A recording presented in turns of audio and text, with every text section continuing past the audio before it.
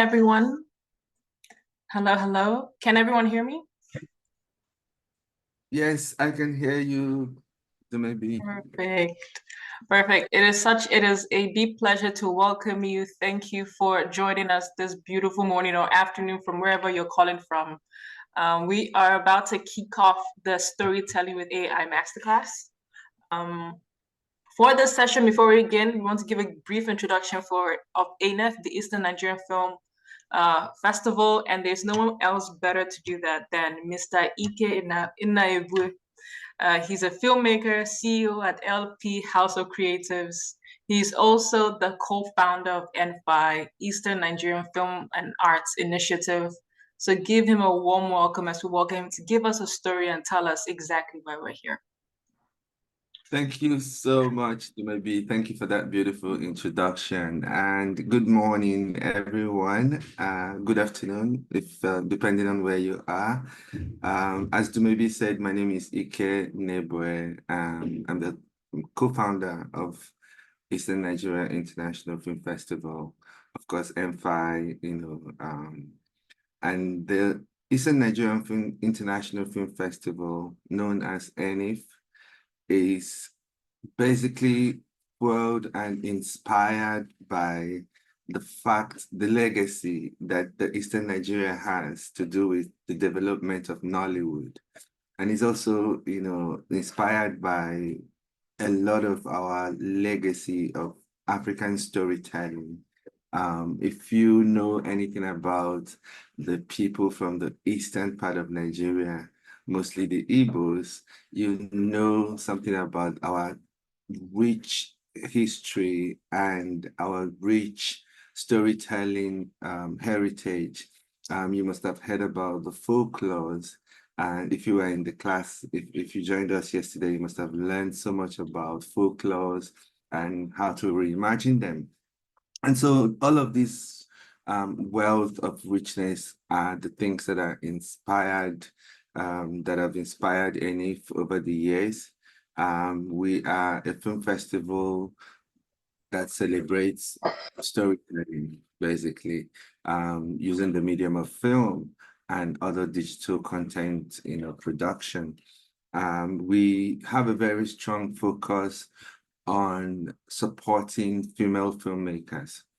And then we also have a very strong thing about supporting local filmmakers. So we are, even though we are an international film festival based in Enugu, we are very local in our approach in terms of making sure that our host communities are well taken care of, because the idea of bringing an international film festival to Enugu is to be able to bridge the gap between local productions and international audiences. And then we also bring international filmmakers to come and interact with our local filmmakers. So basically, it's usually a time of celebration of culture, the time of celebration of everything beautiful. Somebody.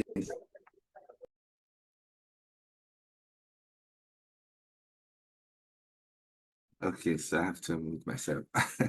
Yeah, so basically that is Eastern Nigeria International Film Festival in a nutshell. And we are happy to be hosting these master classes, this hackathon that we started yesterday. We had an amazing time yesterday with 2 master classes.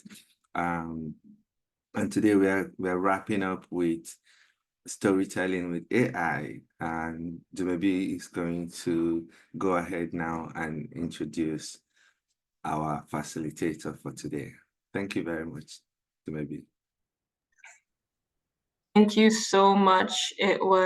Thank you so much for that incredible introduction, introducing all of us to exactly who we are and why we're here. For now, we're going to go into the session, but just before that, I want to say a big thank you to our partners, the necessary. And just for this session, I would ask for microphones muted. just to ease like our experience and make it better, that would be perfect. So if you're unmuted right now, just kindly mute, just to help the experience for everyone. Thank you. So right before we get in, I just wanted to say a quick thank you to our Kenyan partners. We are doing this together, the Mathare Youth and Film Festival, who have been doing the same work there in Kenya with the same goal to inspire and to revolutionize the way we do storytelling here in Africa. And also, I have to mention that this program, this event right here, and the events we've been a part of, has been sponsored by the British Council, and we are so grateful for their support. This really could not have happened without them, so we are thankful. And as we move forward, you know, you're here, you're enjoying the space, you're about to hear amazing, amazing things from our wonderful facilitator, Mr. Malik. So what we will kindly ask is that during this session, enjoy it, learn a lot. But if after this session, maybe 5, 10 of you, 15, all, how many people on this call? 58 people will get on their phones, take it out, do a 30-second video and tell us about your experience after this call. That would be amazing. Just take out your phone at the end, 30 seconds to a minute.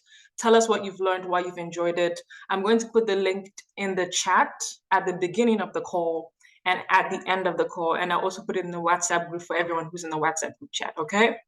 All right, so without further ado, you know, I've taken a bit of your time, but without further ado, let me introduce Mr. Malik. He is a Nigerian artist, a filmmaker, and a technologist. And he has been someone who has blended human creativity with AI, right? And he's also the CEO of Slick City Media House in Lagos. His work spans documentaries, VR, and AI-powered art, challenging societal biases like ageism. His acclaimed project, which I'm sure most of us have seen, the Elder series, reimagines seniors in a vibrant fashion through AI, and it won the Game Changer Award in 2023. And it has been recognized by the World Health Organization for its impact on the perception of aging. So all around, exceptional work. In addition to that, I will say that Afegbua founded the SELS to empower Nigerian youth. He has collaborated with brands like Marvel, Cadbury, and IBM. His innovative approach integrates African heritage with futurism, adapting stories across diverse media to connect generations and culture. His work has been featured at the Cannes Film Festival, TED, Vogue, Essence. So Mr. Malik's work has inspired prominent figures, and it has contributed and continues to contribute to discussions on digital creativity and inclusivity. And through his work, as you come to see, right, with art and technology, he invites us all to reimagine a digital landscape that celebrates our heritage, honors our elders, and fosters rich storytelling on our continent and worldwide. So help me welcome him to the stage, who will be the facilitator for this session. And thank you. Perfect. Can you hear me? I believe we can, yes. Thank you for that. It's been an amazing few days for me. I've been doing this back to back. So yeah, it's great to be here. My name is Malik. I am based in Lagos, Nigeria. A filmmaker, creative technologist, like you said, everything. So yeah, I won't take too much time introducing myself. I will just try to maybe share my screen. And so what I'm going to do today is we'll start off with maybe a background of where I started from, how I got where I am, how I use the technology, and a bunch of things like that. I'll show you some live demos.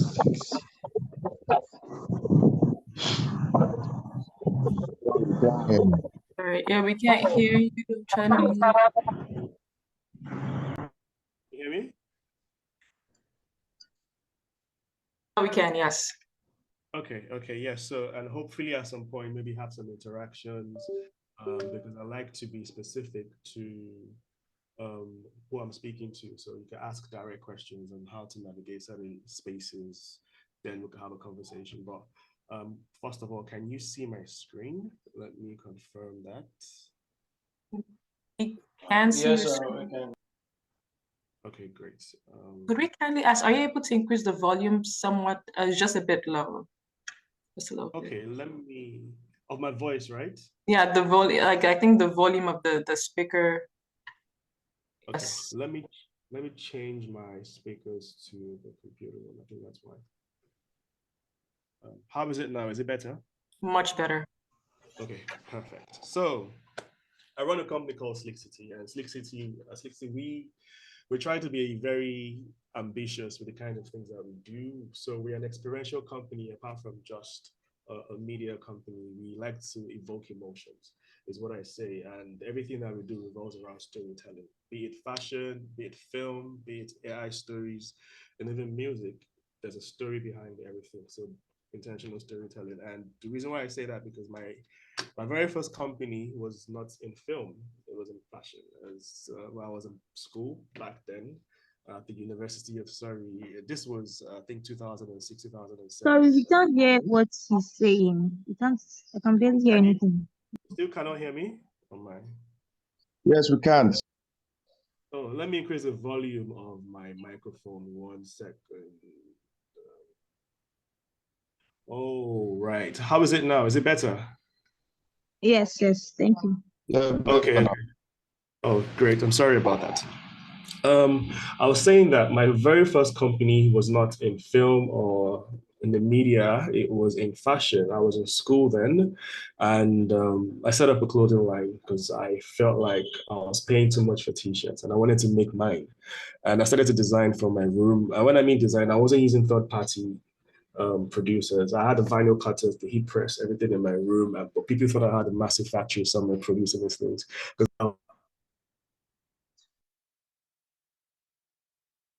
Sorry, apologies. Do you mind unmuting? Oh yes, Yes. something happened. So yeah, so I will buy out. But did you hear everything I said before that? I don't know what happened. So, or should I start again? We heard it. It was. We heard you, sir. Okay, great. So, I'll buy all the materials, do everything, and I would sell. I started to get deals, but it was time to come back to Nigeria. I moved back to Nigeria, and I was thinking that I don't really want to do fashion. I didn't really know what I wanted to do, but I knew that everything was still storytelling. But got a camera and I set up a company called Slick TV back then. This was 2011, and at Slick TV we were filming events, doing interviews of people that are celebrities today. They were not celebrities back then. Freestyle videos, music videos, all just with one camera. And we got a deal on 2 TV stations, our Silverbird and TVC, for a filler and a 30-minute show.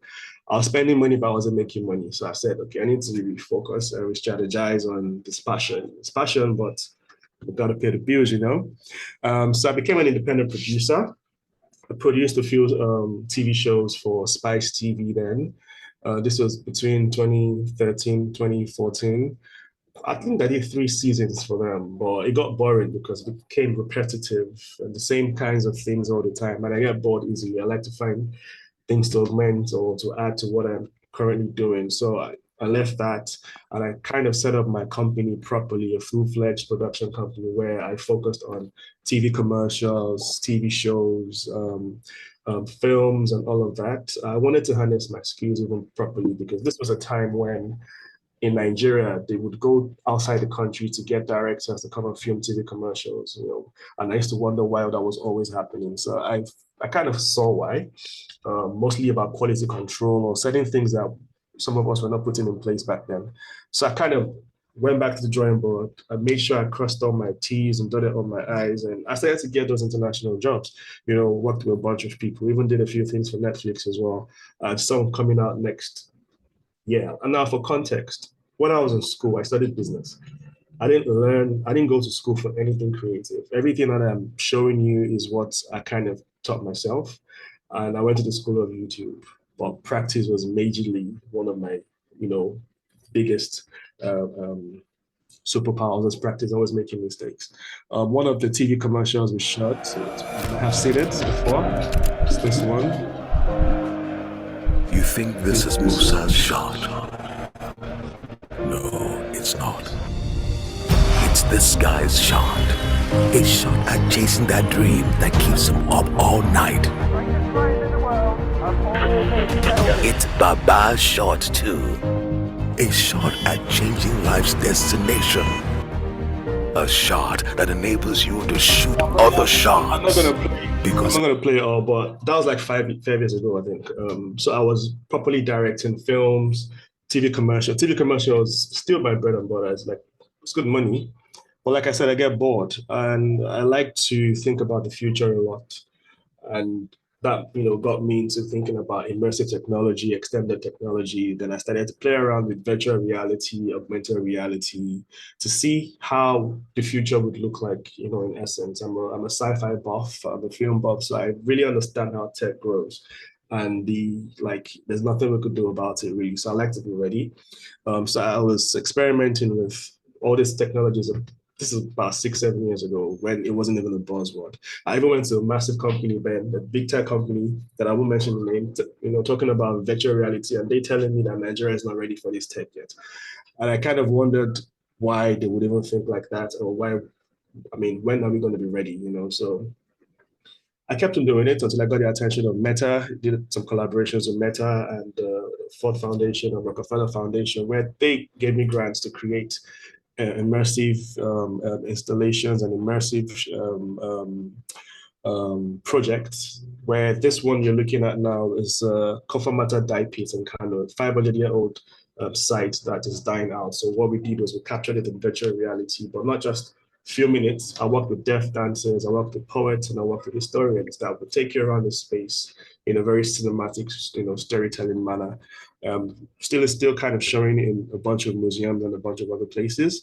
Another organization that I run is called CELS, and CELS is Causes, Effect, Loopholes, and Solutions, where we visually find a problem, not just to highlight that problem, but not just for entertainment or for your consumption, but to actually find the loopholes and within that space find solutions and go back and check and all of that. So we did a few things with drug abuse, we did a few things with suicide, child abuse. Let me see if I can show you a few of them.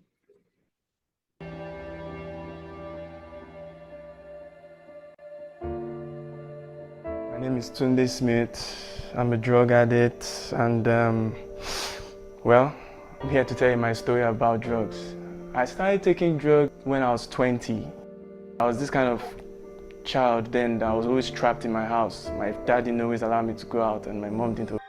So that was about drug abuse. This one is about... He stole mine! And this one is called Jungle. I shot this 3 years ago, I think. I never released it, but it's about jungle justice. I'll tell you why though. Thank you.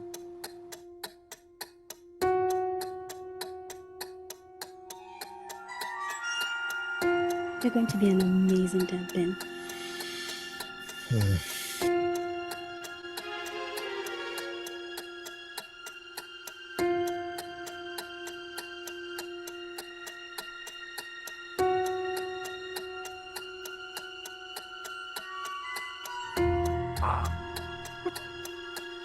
Say we see this guy, see drop down. I don't go.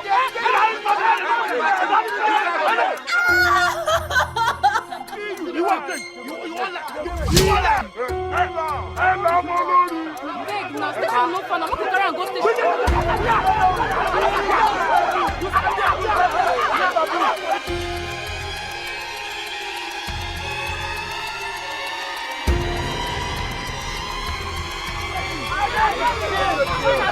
I don't play though, but that was called Jungle.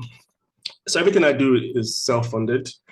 Self is self-funded. I take money that I make on the side and I put it in, but I had to stop at some point because we have to pay bills. We have responsibilities. So I haven't done anything in sales for the past 2 years because I had to focus on other things. But that is one side of things of storytelling that we do. Some of the things I just pick my camera and I film. Some of the things I actually have a production, team to do it. It's just something that I feel like if people are not talking about a certain issue, maybe I can because I have the power of storytelling. Understand. So that's just some background, some history. So we're here for AI today, and yeah, let's delve into that quickly. So yeah, what is even AI? Why AI? What about the ethics? How can I really use this? And tell me about the right and the real world use. That's what I'm going to try and cover today. So what is AI? First of all, the easiest definition for AI is what I would say: garbage in, garbage out. You know, it relatively trains on data of existing data that it's online, and it creates something new based off of that data. And from this timeline, you can see that AI is not something that started last year, 2 years ago. It's been around since 1940. You know, obviously not the same kind of technology, but it was the same idea and the same kind of means that it was used for.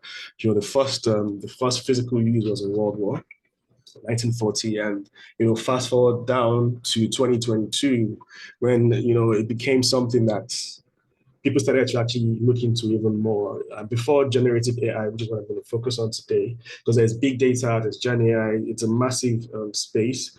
Gen AI is what I'll actually speak about in terms of film, pictures, and all of that. But there was something called GAN that we were exploring back then. It's not different from what we have today, because today it's mostly trained on, billions. So there's something called renoising and denoising. It's understands what a dog is, for instance. It could see like a million pictures of a dog, and rather than recreating that dog, it understands what a dog looks like, and it creates a new version of that dog.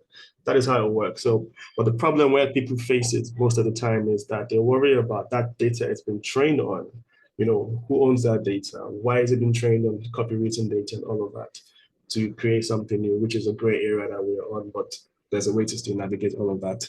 So like the definition here, according to AI, it's a type of that creates something new from text, music, whatever, based on analyzing existing data. So that's just the basic definition of it. And there are many different kinds of softwares, tools, websites, pages, spaces that you could use to create. And these are some of them. The ones that I personally use the most are Midjourney, Runway, Kling, Minimax, and Crea. And I'll show you some of them exactly today as well, and why I use them and how I use them for many different reasons. Some of the things that I use I could control from start to finish. Some it's based off of your prompting, how well you can prompt something. For instance, I will show you the real world use of how I used AI, and I will now get into the practicals of showing you a few. There's a rule that says never do a live demo, but we'll try and do our best today, just in case of why. So why AI? For enhanced personalizations, for increased efficiency. This is across board, even beyond film. And personally, before I ever started to create motion picture with AI or things that I considered as images that I could put out there, I was creating storyboards with them. I was already experimenting with storyboards even before generative AI. There's something called a sign tracer. If you have Steam, you could download an app called a sign tracer that it's almost like a game, but it's for filmmakers, where you could use that to even create storyboards for your film. And there's another thing called EB Synth. So I had other softwares that are quite slightly more complicated. But so when I had the opportunity to use AI, I was excited that, wow, okay, this is something that's possibly going to be big in the future. And this was like 3 years ago. Yeah, so I was already experimenting with it. So I think that was why I was ready. And the first major project I did with AI was with Marvel Studios. It's kind of wild, the pressure was high. This was coming off of the virality of the Elder series. I got a DM from Ruth Carter, who is the costume designer for Wakanda, all the Wakanda films and a bunch of other films, saying, we would like to work with you, send us the details. Someone from Disney or Marvel will contact you soon. In my mind, okay, what's going on? Then I got the deal to create costumes, art direction, the look and feel for the film called Blade. Blade is a film that I grew up watching, and I'm like, this is not real, kind of thing, but it was. And they wanted to see the new actor in a new light, because the previous Blade series of films were with Wesley Snipes, and it had this traditional leather look with a sword on the back. And the new actor is Mahershala Ali, someone different, as a young actor, and they wanted something different. So that was a heavy part. Normally, they worked with 6 illustrators to get the concept art before you even get the art, before you even get to production. But what AI helped us do was, eliminate concept art. Like we could create the actual look and feel without even going through concept. We could even use a look and feel to trace it back into concept and make alterations. So it was mind blowing for them. I was able to create not just for the main actor, but for the vampires and even for the villain as well. I was able to create the world, let the director see what the world will look like even before going to production. So it was almost like a win-win for them. And this was in the height of SAG-AFTRA when there was shouting no to AI in Hollywood. We were working, so that's why I never listened to the media, things like that. So we're actually actively working with AI, and a bunch of other industries were doing that as well while the strike was going on. So it was a massive 6 weeks for me, creating all of this, and it worked. Like Ruth gave me confidence. She said, I know you're probably nervous because this was just out of the blue, but don't be. We reached out to you because we saw what you can do and the potential of the things that you're possibly able to do. So just do you. And that's what I did. I just did me, and blown. So that was massive for me. The film should come out. They've been rewriting the film for some reason, internal politics, but hopefully it comes out next year. And the heart of the Scottish. Glenfiddich wanted to create an AI video. They said they wanted AI, and they wanted it in 2 days because at this point, this was last year, there was nothing to create any AI videos. But I said, yeah, cool, I'll do it. Why not? As I normally do. I had no idea, but I found how. So that was kind of the possibilities of AI as well. I found a new pipeline to create this video. I'll show you and explain how I did it. Valleys, where nature weaves its enchanting tapestry. A remarkable story is unfolded. Oh no. Okay. Network is not helping us. Maybe I'll go back to it so I don't take too much of this time. Yeah. A story that embodies the... I'll come back to this later. So for Bonvita as well, Bonvita, you may have seen this in your stores or in your shopping malls. They're not real people. They're AI. I'm sorry to let you know. I know, but we didn't put it out. I didn't even say anything about it, but yes. So I licensed 4 images to Cadbury last year, late last year for the line. So they use this for across Africa. But yes, they're not real. To bust your bubble. And that's another possibility of AI.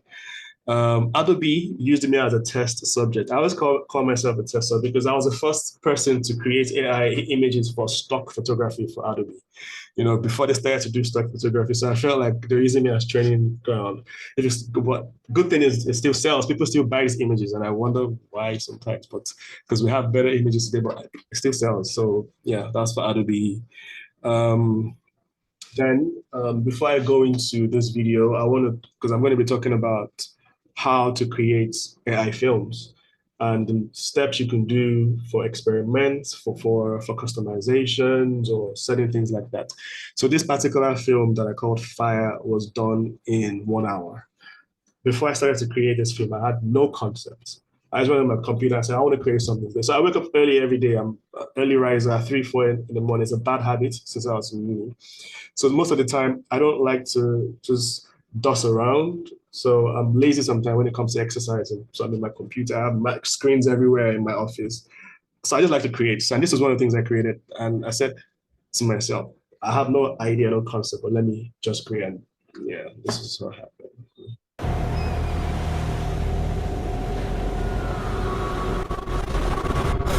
Oh, this is not the right one, because the right one has voiceover, but yeah, but still watch it.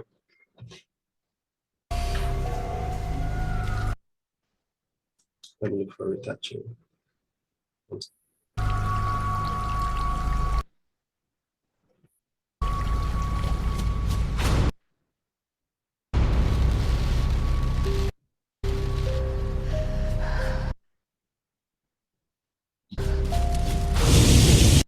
So Don't worry, I will play it from the VLC player while I try to harness that. So let's talk about rights for a bit, because there's a reason why I need to talk about rights. People are always asking, what about copyright issues? How can you sell? How can you license? There's a standing rule. If you own over 60 or 70% of the content within a product, you own that content. And most of these softwares that you even pay for has commercial licenses in it.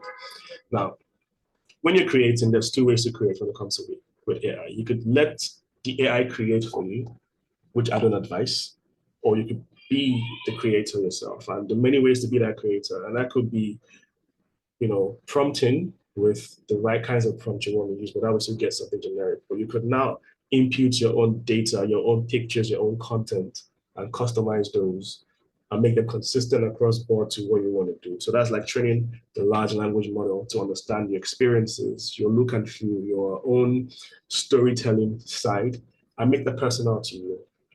I've been able to sell a bunch of my images. I've been able to license them to major companies, to individuals, stuff like that, multiple times to many different countries. And the only reason why I can do that is because of the fact that it's mostly my data that I put in it. I don't let the AI dictate for me. I do it, I put my data and I create what I want to create based off of that.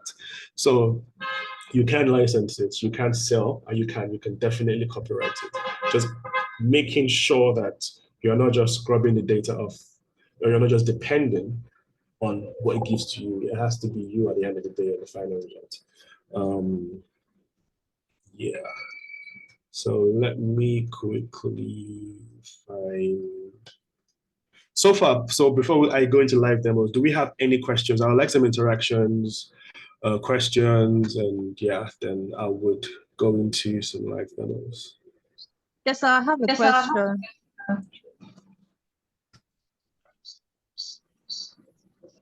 Yes. Yep, please go ahead. So, is it for us to get the list again for the popular tools that you mentioned? Yes, sure. Definitely. Thank you. I'll show some of these things. Some are free, some you might have to pay to use them, but the relatively free ones are stuff that you can actually experiment with today and work with. Sorry, just give me 1 minute. Thank you, sir. All right. Sorry, there are questions on the chat box. Okay.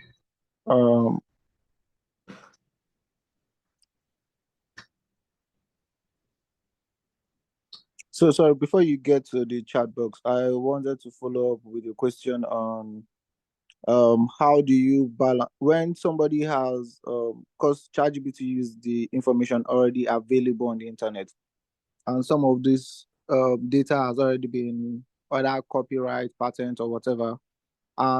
This is a modification of that.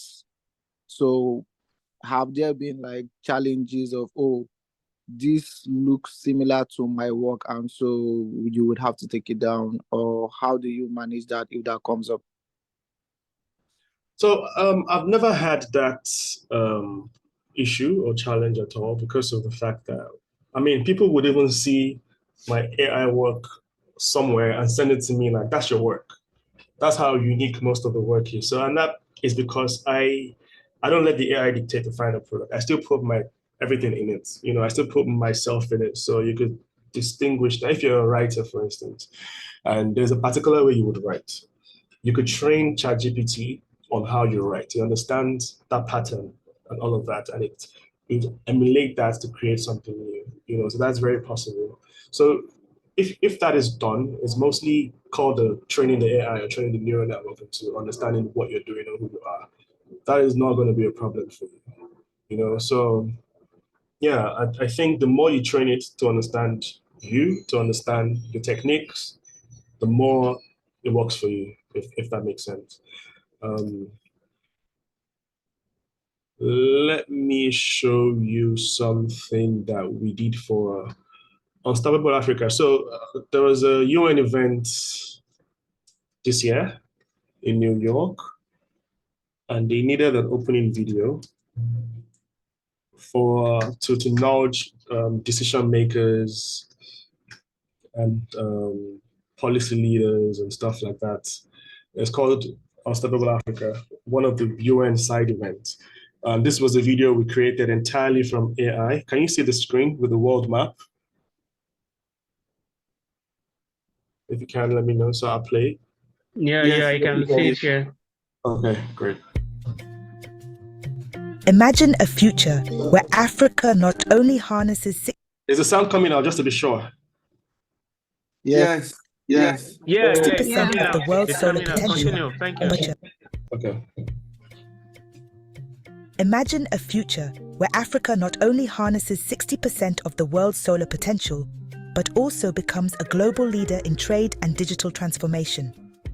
By turning our abundant sunlight into clean, accessible energy, we address global energy challenges and position Africa as a key player in the world's energy landscape.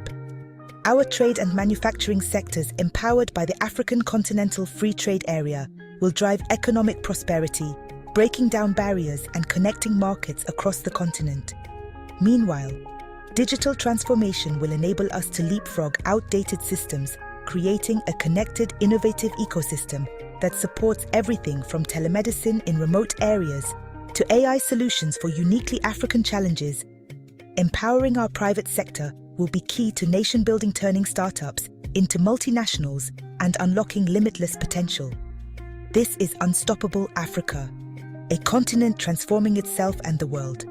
The future is ours to create, and together we will make it unstoppable. So, and from when that video was done up until today, the tech advancement has doubled in terms of what you can actually create. There is another video that we did for the actual UN, this played at the UN head office this year as well, for talking about a green future. So I won't play the entire video, but I'll just play part of it. I think there is a shorter version of that somewhere. 1 second, please. 250. Okay, let me just play this one. Can you see my screen? Yes. Yeah, I can. Yeah.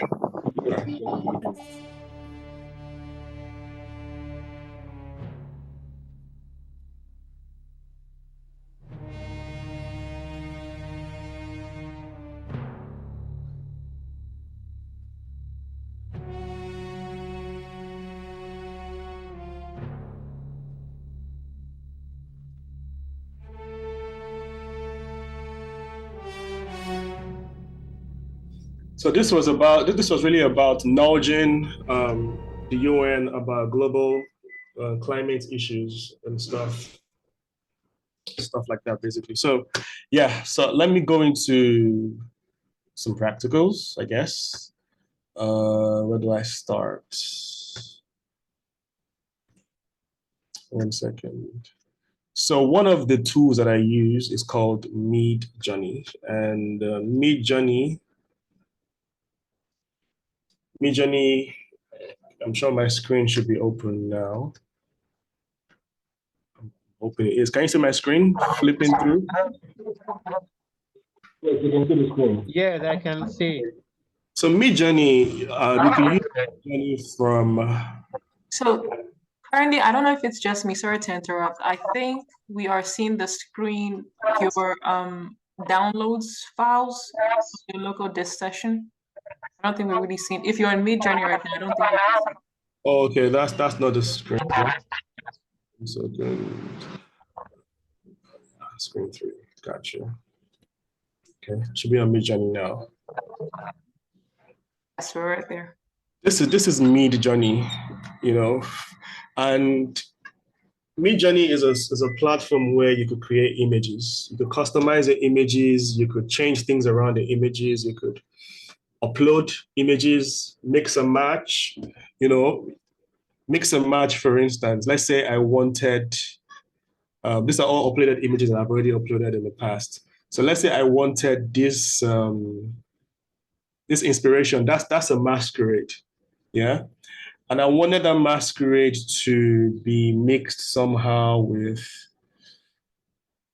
or you know what? I'll just leave that masquerade, yeah, and I will say dancing in a theater, cinematic lighting,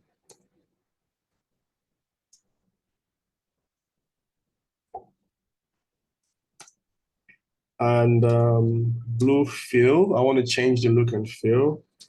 Shot on Ari Alexa Mini LF.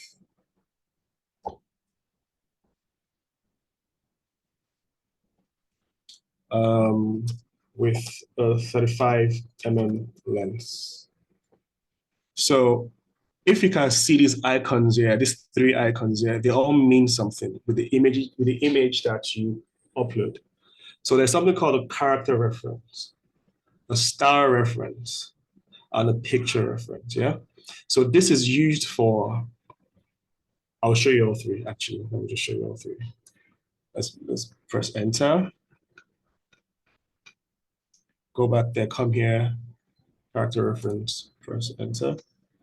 Oh, I'm on 5.2. So yes, again, I need to tell you this. There are different models when it comes to Midjourney. This is something that you will have to explore. It's big, so I can't do everything today. Niji is strictly for animations and this kind of thing. When you put it on the model of any Nijis, you would only get an animated, an anime kind of picture. So, and the higher the number, the higher the model, the better the quality, or the better the understanding of the prompt. So that means Niji 6 is a higher quality. When I started using Midjourney, they were in version 3. 1 and 2 was not for open public, so this was like 2 years ago. But they are currently on 6.1, and 6.1 is actually amazing. So, but not in every context, but it still works.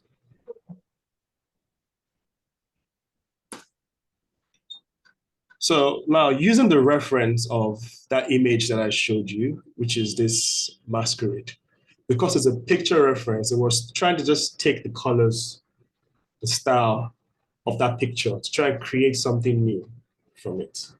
The other one that will come out here is going to be entirely different from that one because this is a picture reference and this is a star reference.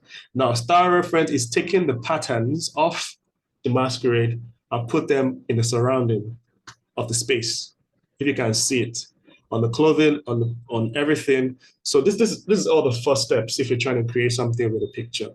And the character reference has taken the image itself and placed it in different spaces in different manners. So you can decide what you're trying to do with what, or how you want to try and do. This is if you're using images to do something.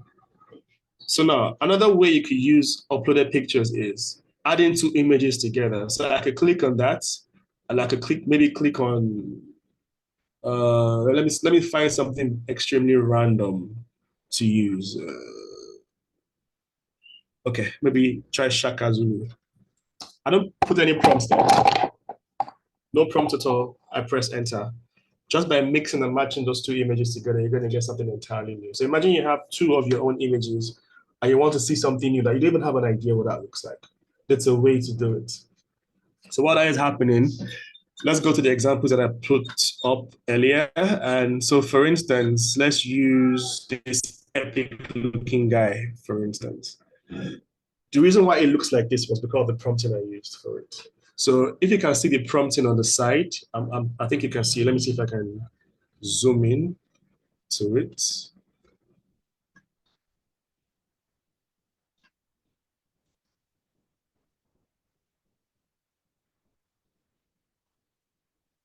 Okay, I can zoom in. So red moonlight, blue field, full working shot of an elegant Igbo Alkebulan king holding a staff.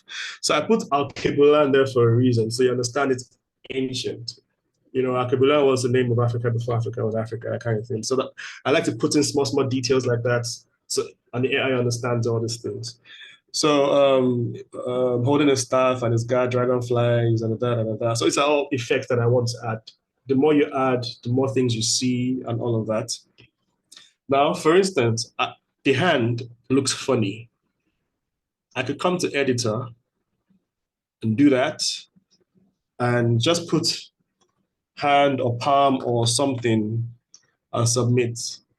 And that would change that, misconception into something else that you would see shortly. But what I actually want to show you is not even that. I want to show you how to animate this actual picture. So now, those two images are blended together just now. This is the result of those images.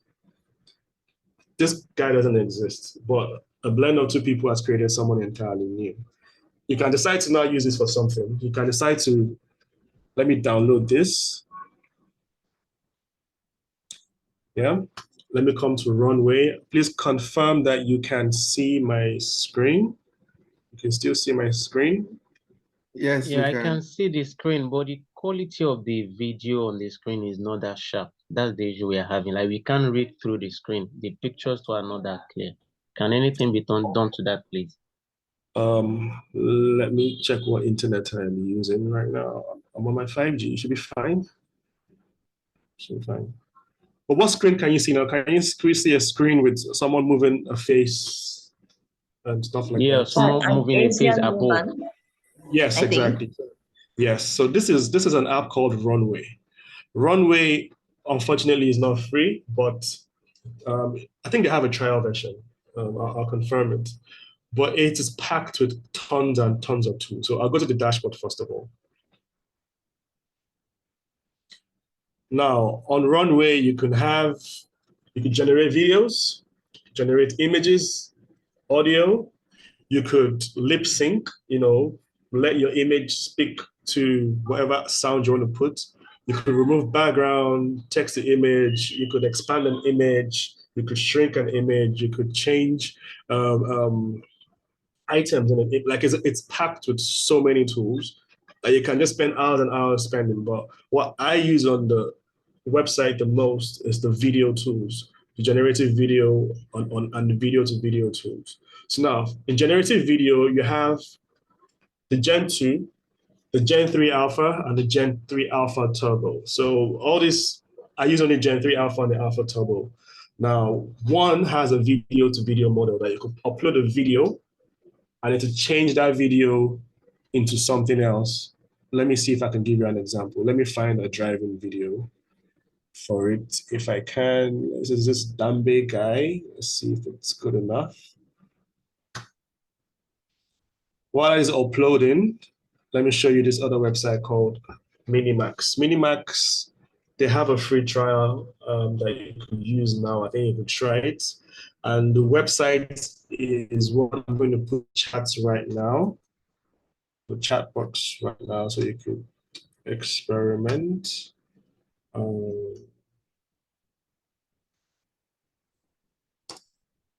So with this one, the only control you have with Minimax is you can upload your image and animate that image. But when you're prompting, you have less control. But it's very good with the fidelity. It has high fidelity videos. So most of the time, when I'm uploading pictures for animation or anything, I don't add any prompt in it. I want to see how it thinks, first of all. I want to see what it does. So I just upload anything and I see what it does. When I now see that, I can now start to animate basically of how I actually want it to look like, if that makes any sense. Yeah. So while that is loading, my internet is kind of slow for some reason. I'm going to change my internet, but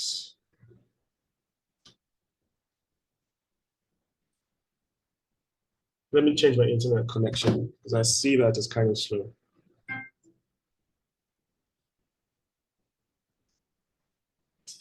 This is still uploaded. This is uploaded. Boom.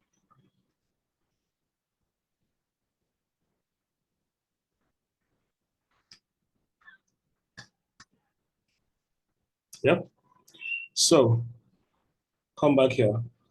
Now it's giving us different variations of the hand, like I said.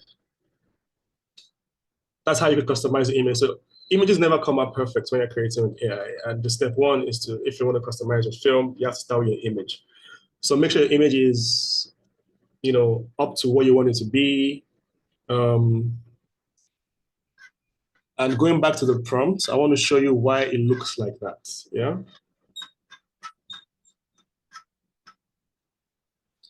The prompt is, I'm going to put it on the chat in case you can't see it, because someone said they cannot see it.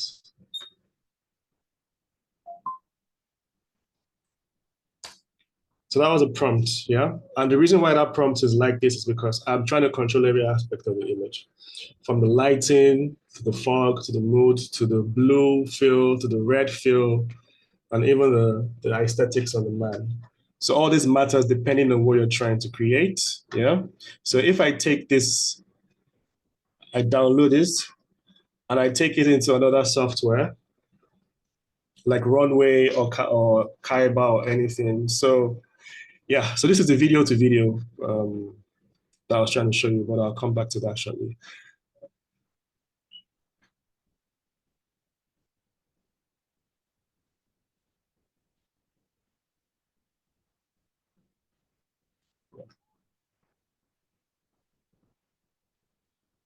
Please confirm you can see my screen. Yeah, Yes, I we can can. see a blank screen. There is nothing on the screen.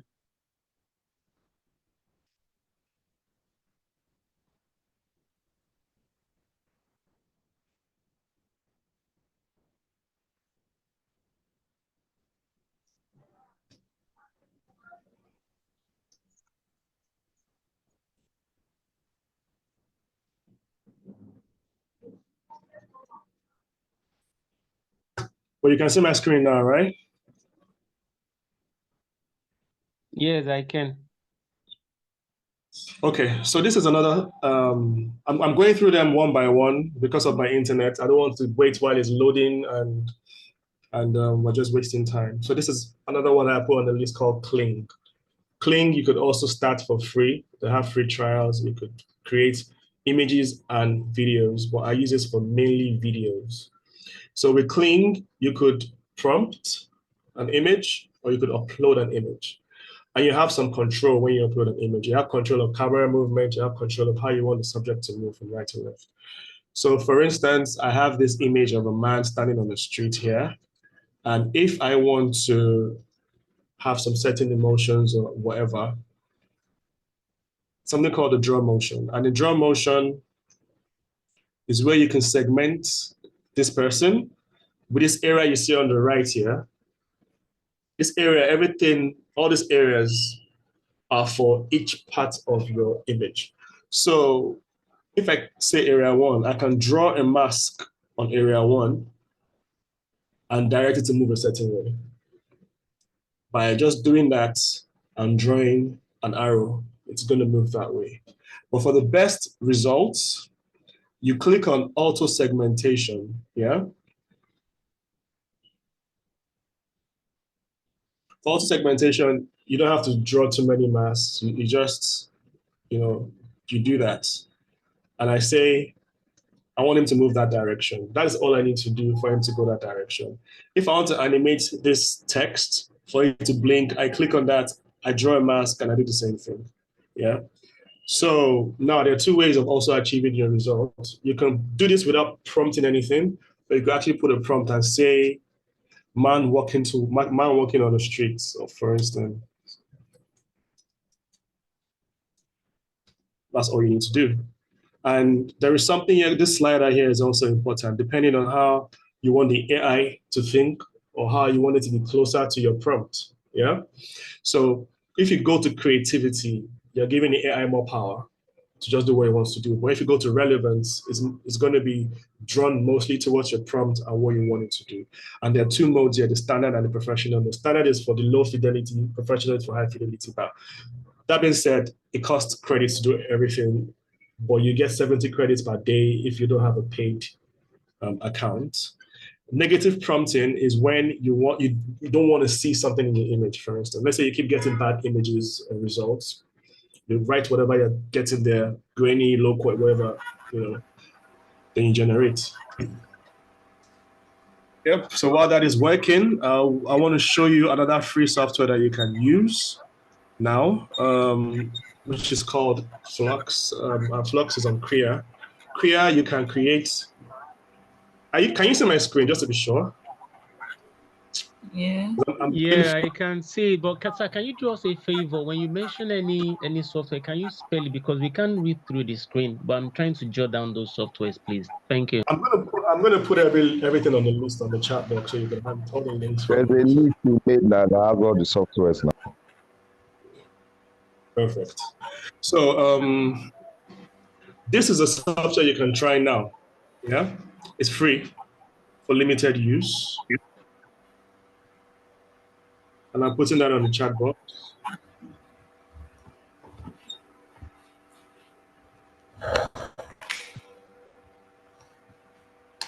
So Krea is you could generate real-time images. Let me show you.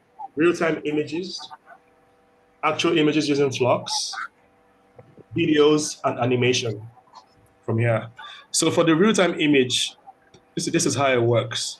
You could upload on the left hand, upload an image or draw a shape or a box or squares with different colors that you want. And as you alter that, it alters your image in real time.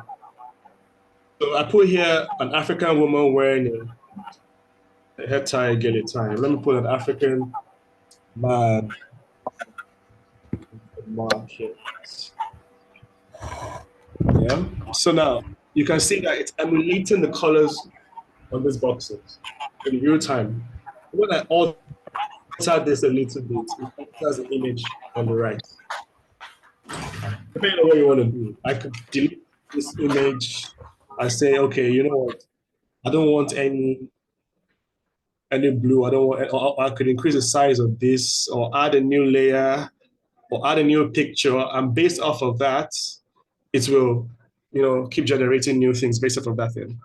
This is the real time if you're trying to experiment real time. But if you want to just generate an image, you could come here, this other space, yeah, and type in whatever you want to type in. So let me say a Nigerian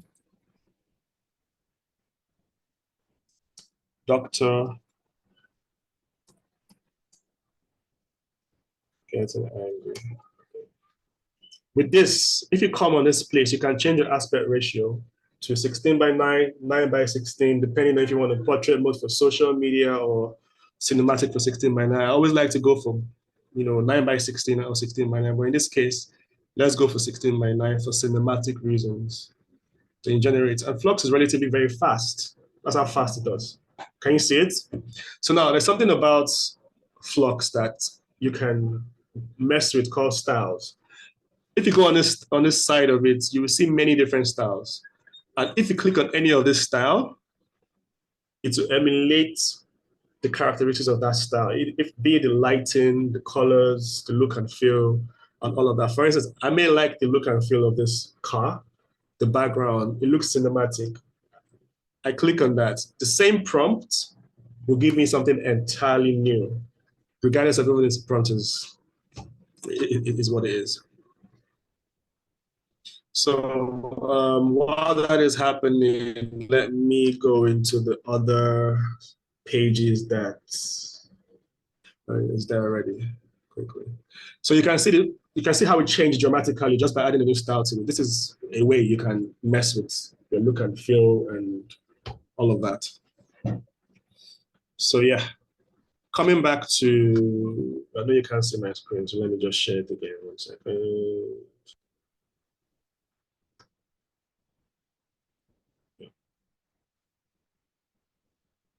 So the image that I uploaded earlier, if you remember, was this Shaka Zulu guy. So this is me allowing the AI work, and all it's doing for me, it is just trying to let him speak, if you can see that. But now I can decide that I don't want him to speak. I want him to do something. I want him to walk away. I want something else to happen. That has to do with your prompting. You add the prompt, and the action happens. Yeah. So this is for Minimax and for Kaiba. For Runway,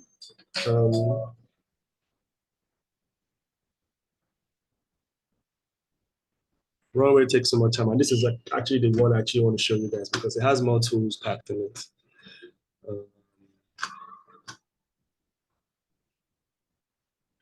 So yeah, so I think while that is happening, let me take questions because I see the internet is not helping me right now. I can see the comments that people are not seeing the images, but I'd like to take initial questions or directions so I could direct my answers to you. Do we have any questions in the chat? I know I had some. Yeah. Anyone? Oh, okay, there we go. Taiwo, do you want to speak? Yeah, I want to speak. Thank you very much. So all these softwares, they are Windows softwares, right? Or do they work only on Windows or Apple system? Anything, Windows, Apple, even your mobile phone.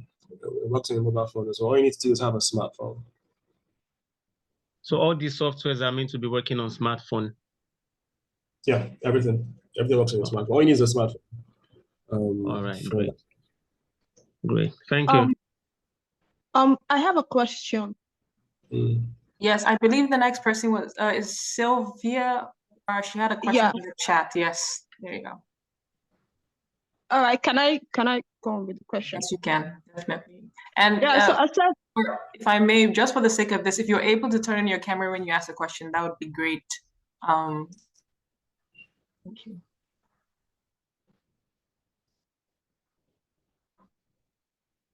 Hello, but you don't have to if it's gonna be a hindrance. Okay, I would just suggest it if you're able. But Silva, please go on.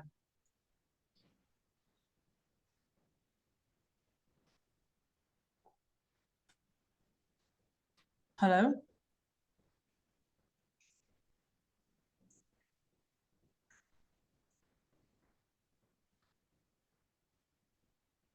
Can anyone hear me? Yes, I can hear you. Yes, we can hear you. I can hear you. Yeah. Okay, perfect. I don't know if we lost Sylvia at some point, but the next person I have is Word Abba, and we'll just wait till she joins us again. Okay, so my question is more around the prompt engineering. Did you go through, do you have to go through like a special course? Because the detailing of the prompt, of your prompts down to choice of camera used to shoot, that is very, like how, I'm just saying, like, is there a course on that on its own, prompt engineering here? There is a course on prompt engineering, but I didn't have to do that. I feel like not everybody really necessarily needs to do that. The more you practice, the more you learn how to speak the natural language. So, for instance, I have a background in film. I have a background in technicality when it comes to even production, pre-production, post-production, everything. So I know technical terms to use. I know what I want to achieve. I know how those things look. So I could tell it volumetric lighting. I know that's light passing through an object. That's what I'm trying to achieve, So it all boils down to what you're trying to achieve and how you want to achieve it. And if you don't know technical terms or you're not sure of the kind of language, AI can still help you. So you could go to either Claude AI or ChatGPT and ask it to, I want to create, now they know all the softwares as well. You can say, I want to create a prompt for the runway video app of a man riding a bicycle, but it has to be a cinematic prompt. List all the technical variables for me, from the lens to the lighting to the f-stops to everything. I can do that for you. So because I'm very specific in what I always want to create, I'm very specific with my prompt. I'm specific with the kinds of lens and all this kind of thing. And that's just me. That's just me being intentional about what I want to create. But you can start practicing with smaller prompts, then you can start adding to those same prompts that you're using, keep adding to it to see the kinds of results that you will get from that.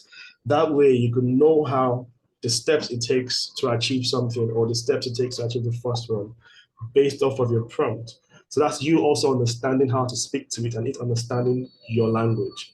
Because the more you use that neural network, the more it understands and learns from you. It just doesn't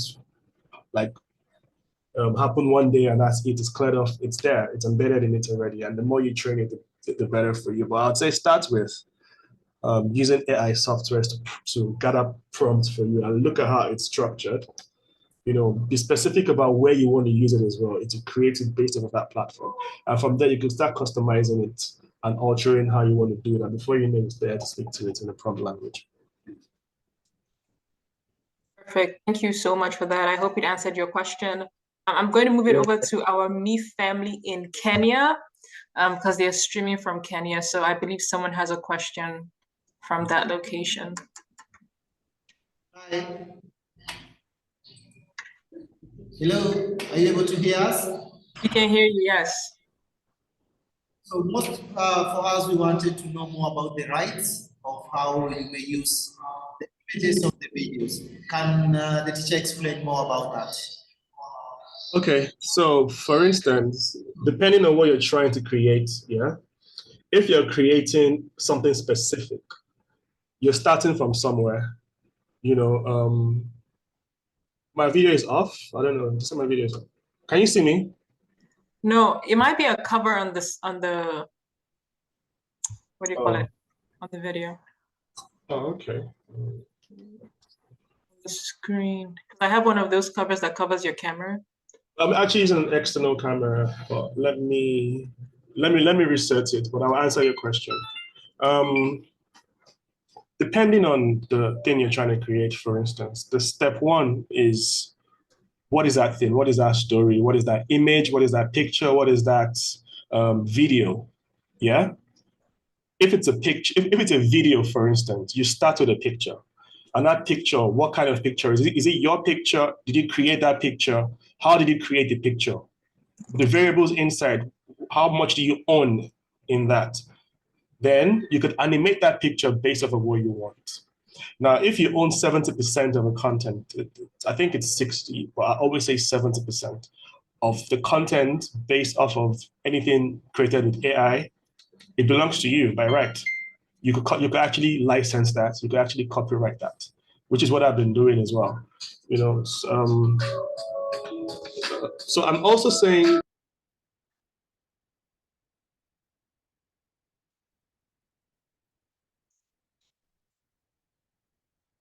Hi, Malik, I think you are muted.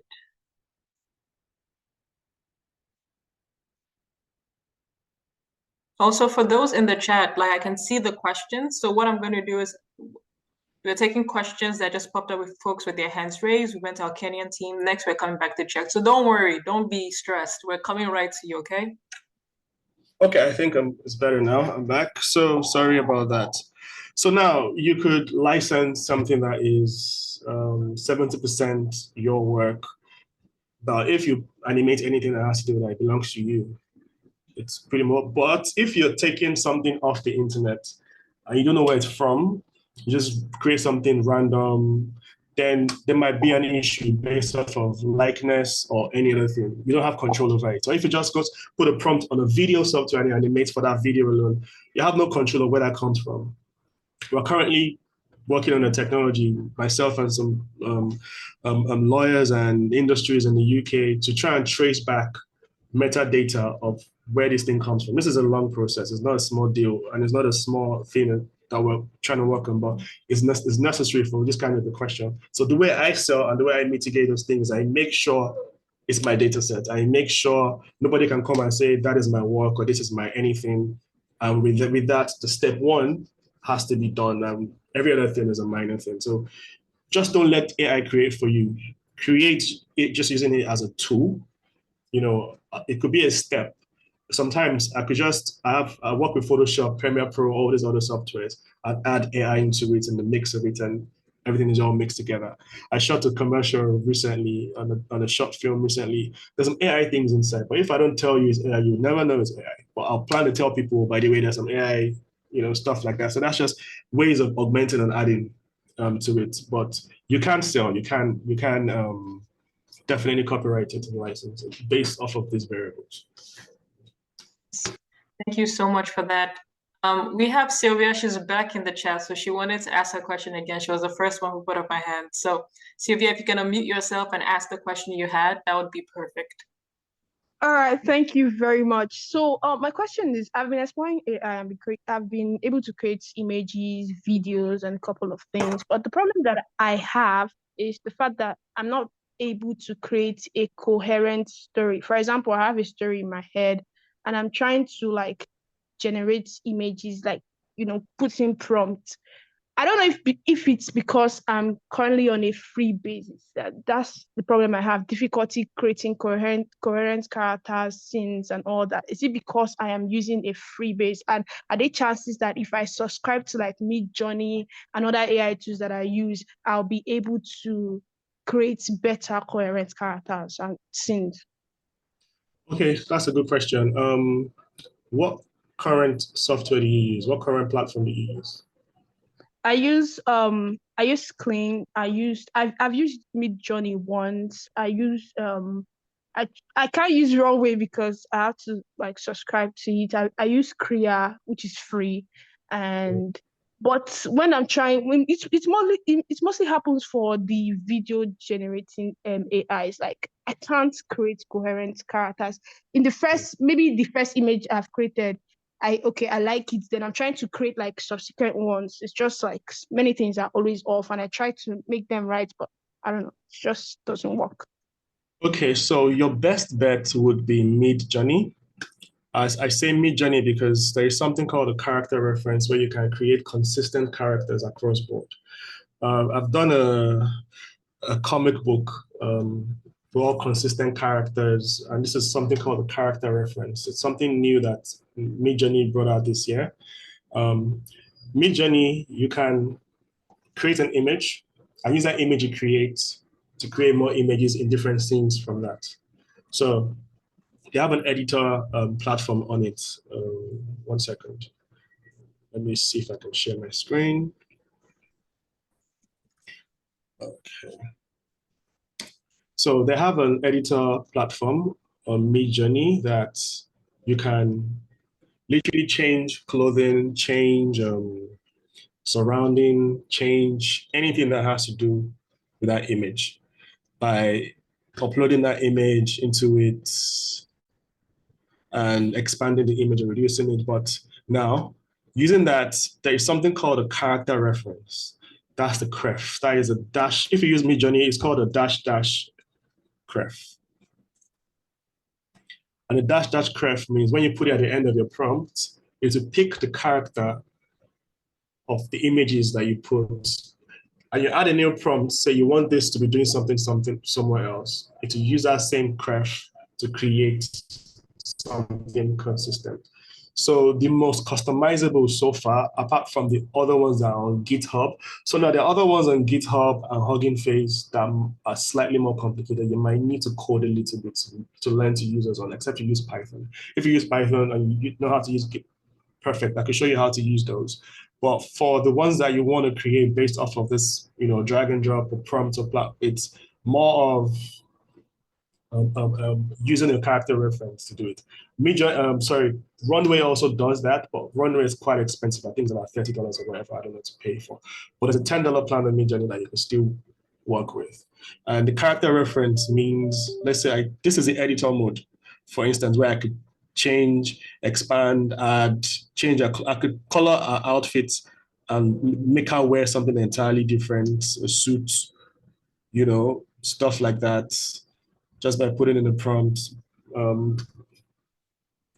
Let me just come here quickly and show you how to use character reference. So I think I showed character reference earlier here. Let's come to find some comic.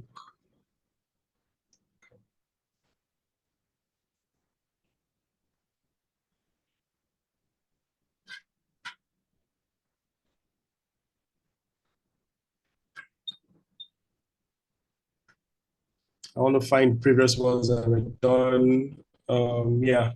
So character reference was used for all of these images. If you can see these images that have the same look and feel, the faces and different spaces. This is Amakaba for something else. I have too many things here.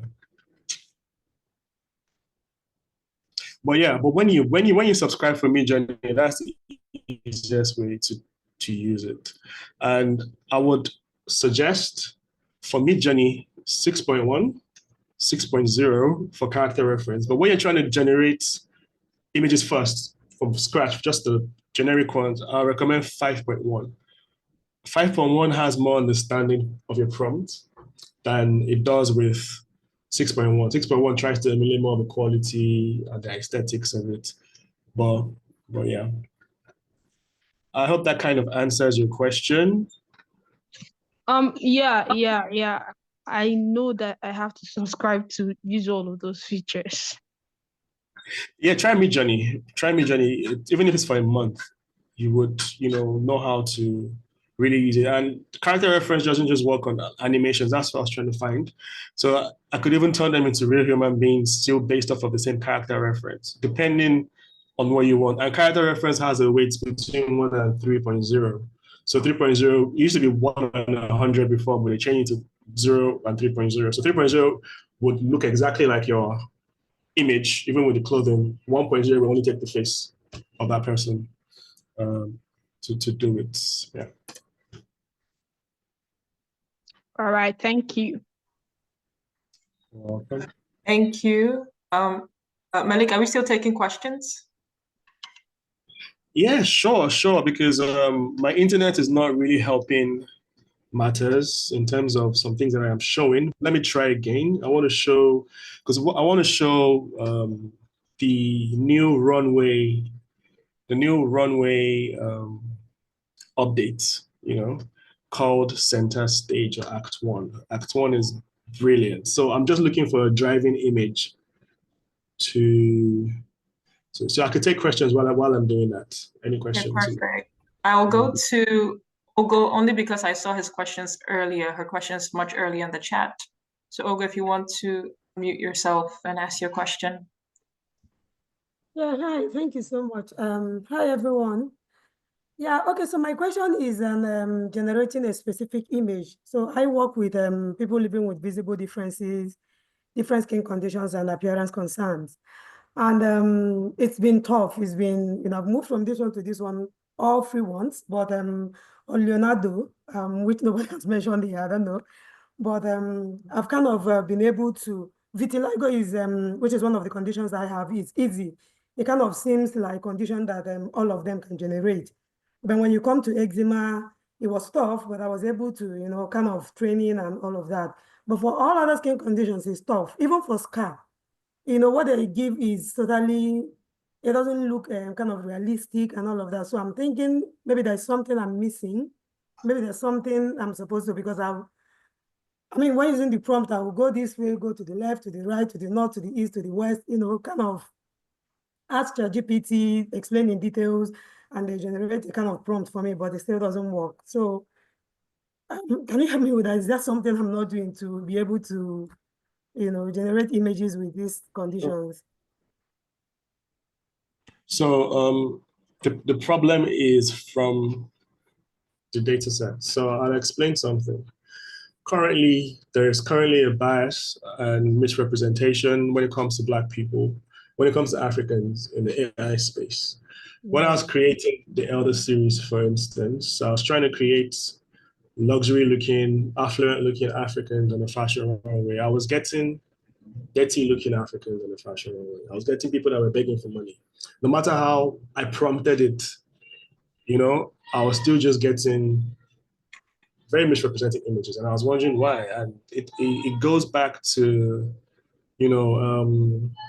the inception of photography in Africa. If you go back to the inception of photography, it's for colonial reasons, And if you check out the pictures back then, everything was trained on, like, we were subjects, not models. The pictures that were taken of us we looked like prisoners.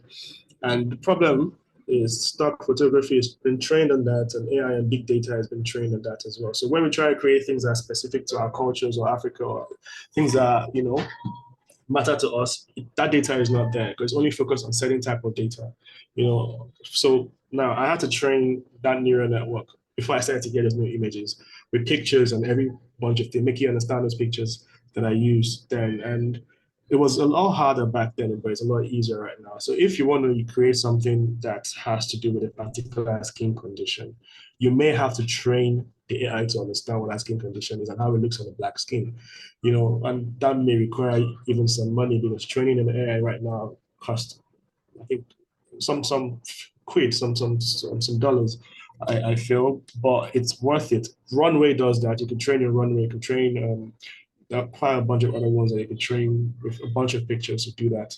That's the unfortunate truth. And this is why I always speak about, we need to be part of the change, the intentional content that we're putting out there, because the next generation will not have anything to look back to if today all the data sets are still being biased. So we've fought colonialism and all these things in the past in the physical space.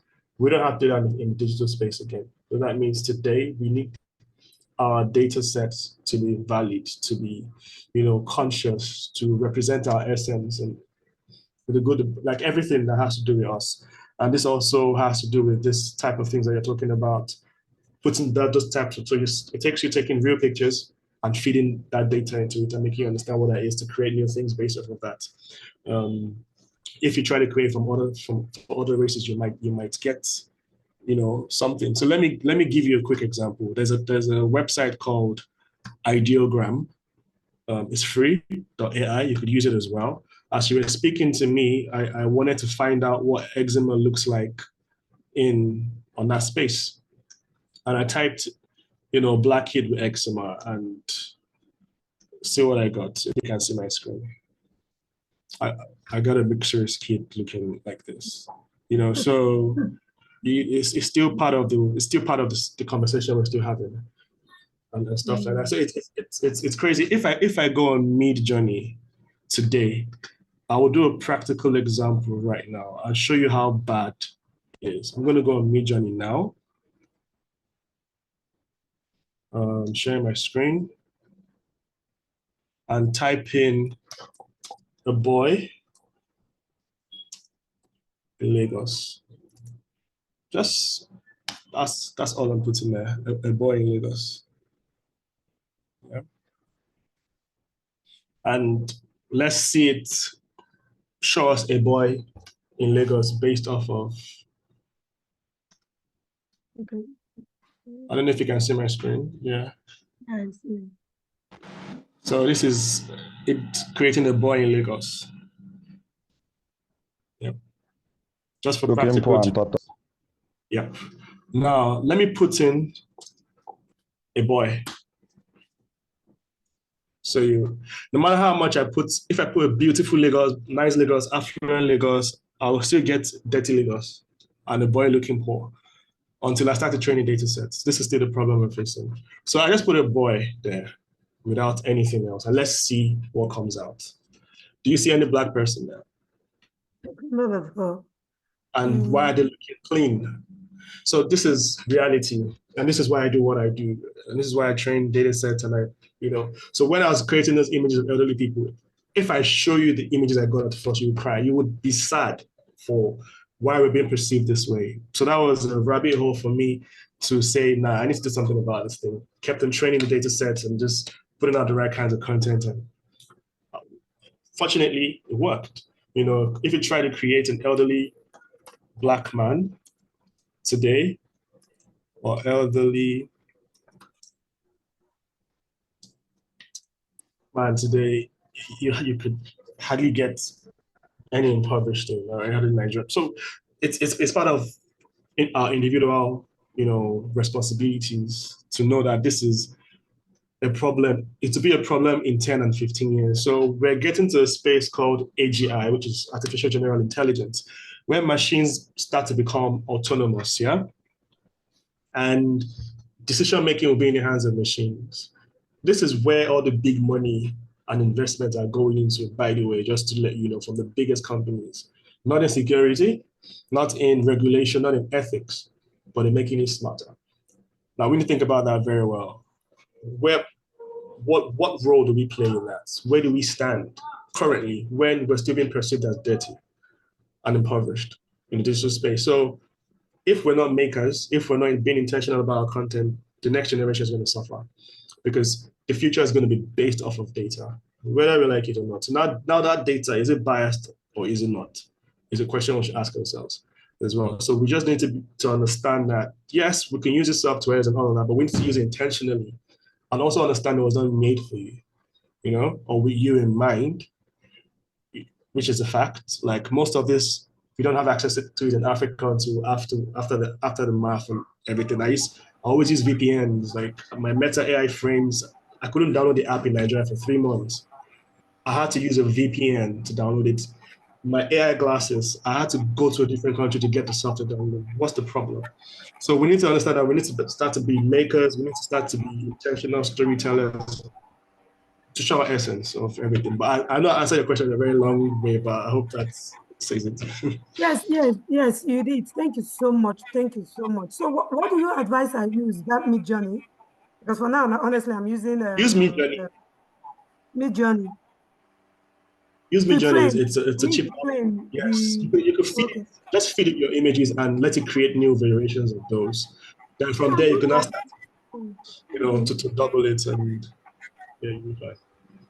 Okay, thank you so much, Malik. I'm grateful. Thank you. Perfect. Thank you so much, Malik. So much appreciated. I'm going to take the next question from Living Green because he was the next person on my list. But before we do that, I just wanted to say you are all beautiful people. Don't be shy. Please turn on your cameras. One of the reasons it's help is because you can make friends from here. You never know who's here. Second reason is because it's a great way to just facilitate the session, right? It's a great experience to be able to see people's faces and engage and see that other people are learning as well. And also it contributes to us sharing the content, right? So other people can see, hey, there are folks who are here. This is a community that we are building in Eastern Nigeria and around the world. So if you can do that, it would be much appreciated. Now I'm going to let Living Green take the stage. I believe you had a question. Hello. Hi. Hi. Thank you so much, Mr. Afegbua. I'm actually interested in the last thing that you mentioned about misrepresentation of Blacks and Africans on the digital platform. So that was a really interesting one. But my question now lies about, I'm still going back to the issue of rights. I have 3 questions really.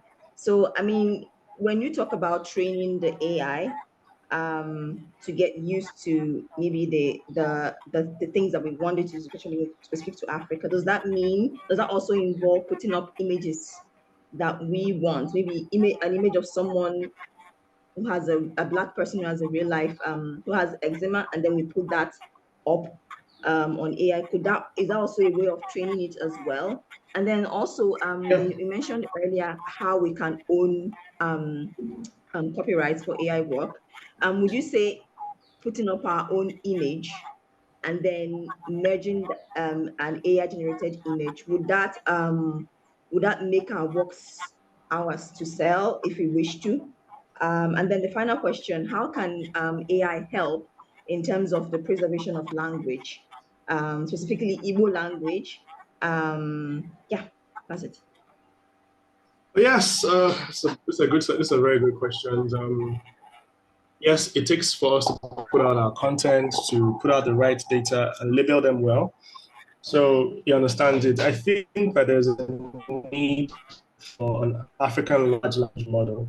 We have a language model in the world trained on billions and billions of parameters, but we also need an African large language model because of the fact that there could be a space in Kenya, Nigeria, that even in the village, they have 200 different languages. All these unique languages need to be documented properly and fed into this AI software so it understands the subcultures, it understands the representation relatively.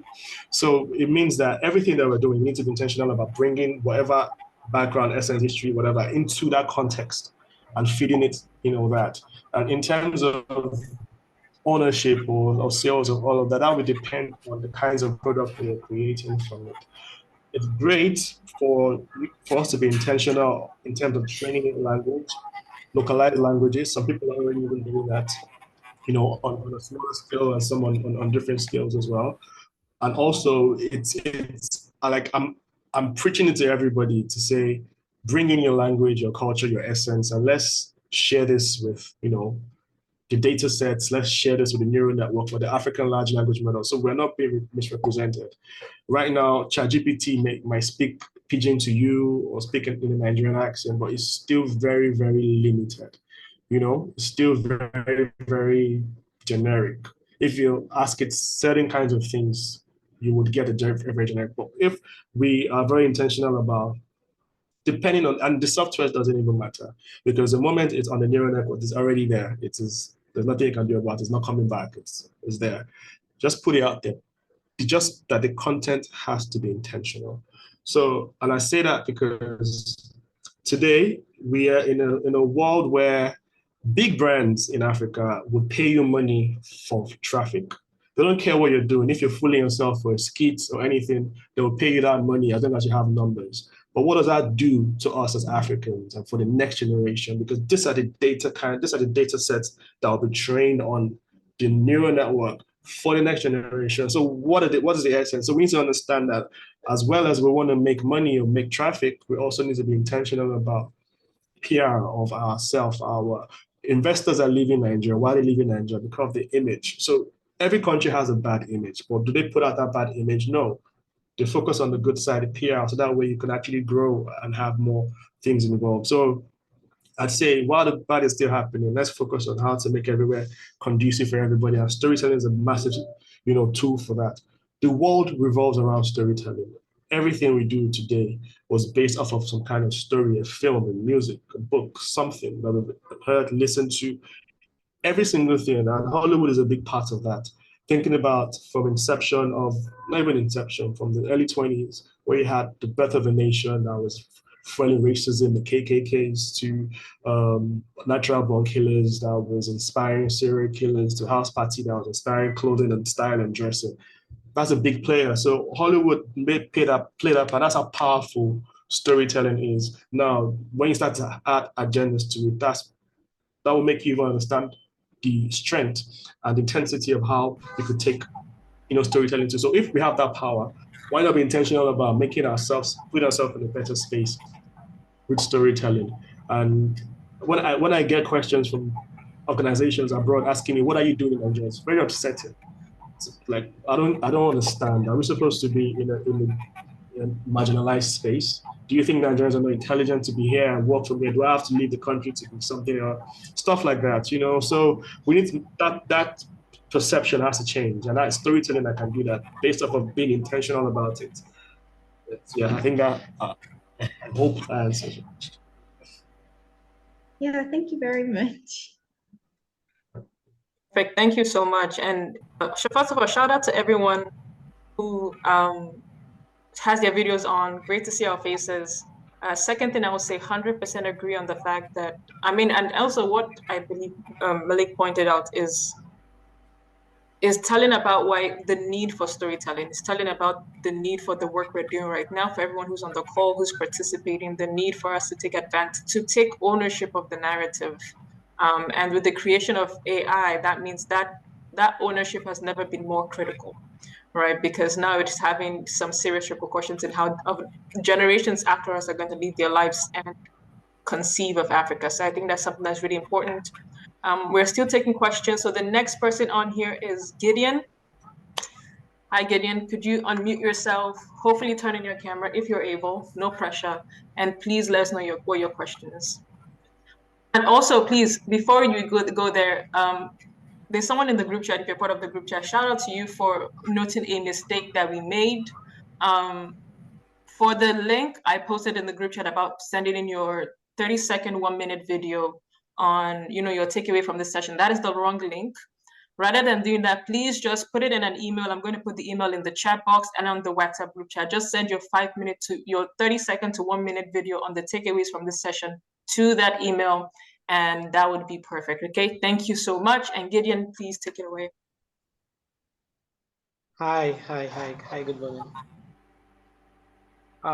So yes, sir. I would want to know, after creating all of those things, after trying, like the ideas, going through the process of putting in the work and all of that, how do you promote?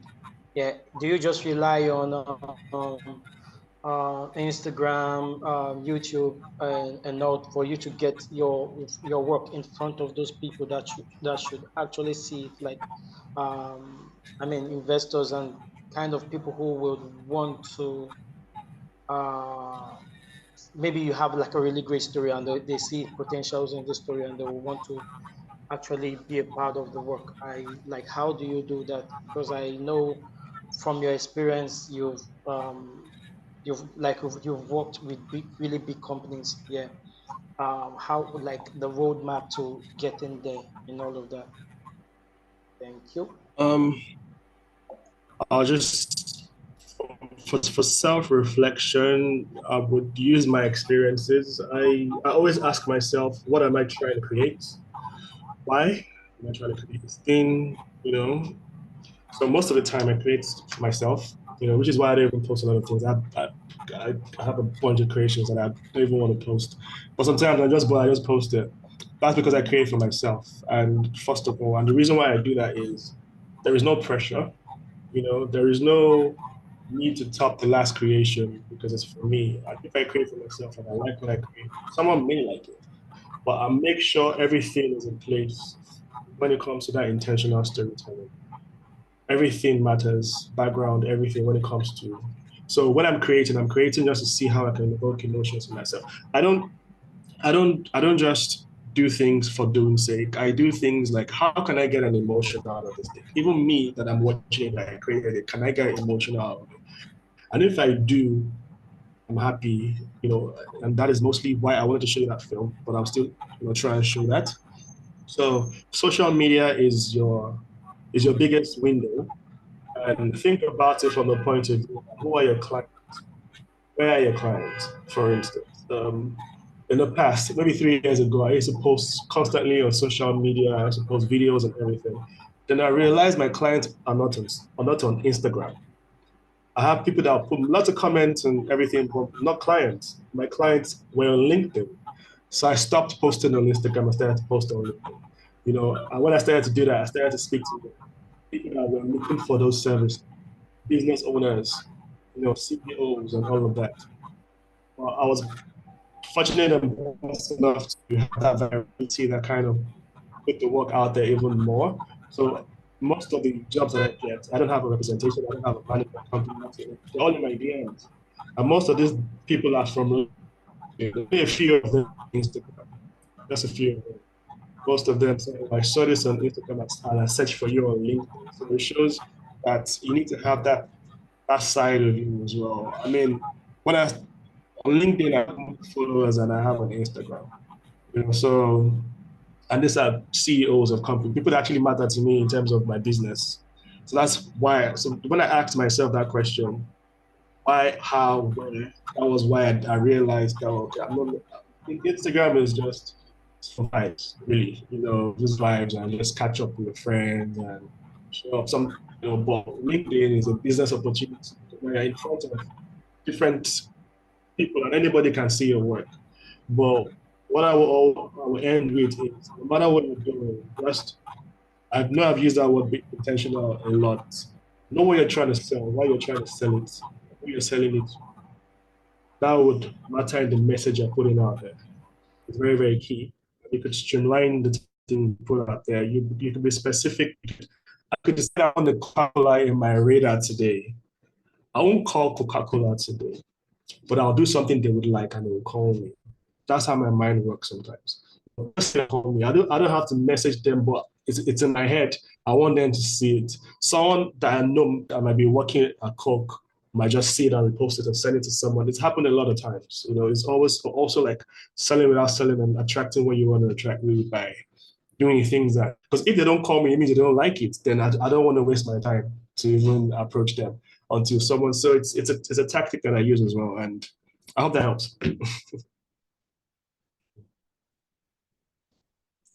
I want to show something before the next question. So I think my internet is a bit better now. What I was trying to show earlier. It surely helps, and I think this is what I actually needed to hear, because I recently did a thriller, yeah, of a story which cuts across both Nigeria and Japan. Like there's a not Nigeria, Africa and Japan. Yeah. And I purposely refused to post. Like I just kept it there. And the reason being was this same thing, no, understanding that there are certain people who you want them to see your work who are not on Instagram. So I was just confused, like, okay, if I should put it on Instagram and promote, or put it on YouTube and promote and all of that. Yeah, no, trust me. I know it might really, people will see it, but